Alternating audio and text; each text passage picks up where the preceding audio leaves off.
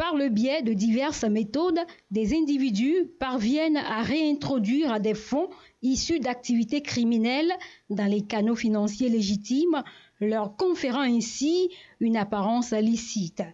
Même le secteur des assurances n'échappe pas à cette réalité.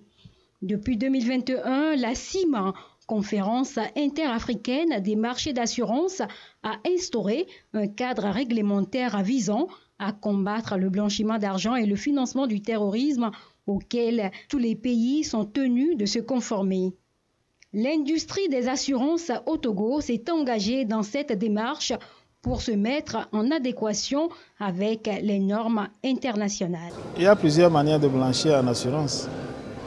Vous voyez un assuré qui vient souscrire un contrat pour peut-être des millions de francs CFA et qui le rachète en peu de temps ou en quelques mois après.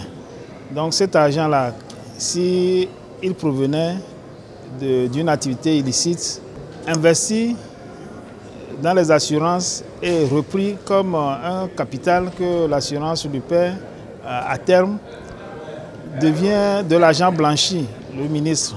Toutes les facettes du blanchiment de capitaux seront abordées lors de cette réunion dans le but d'armer le secteur de l'assurance contre ce fléau.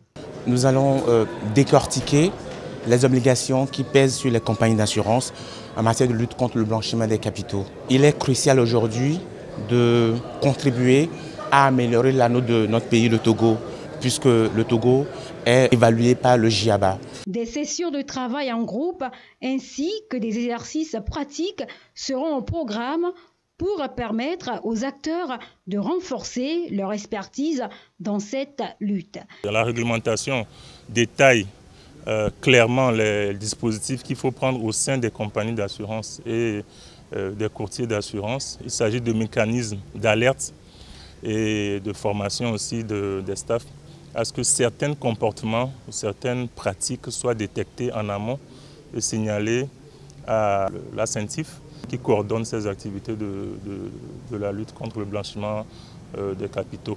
La lutte contre la criminalité financière revêt une importance capitale pour le Togo et son fer de lance est la cellule nationale de traitement des informations financières CENTIF.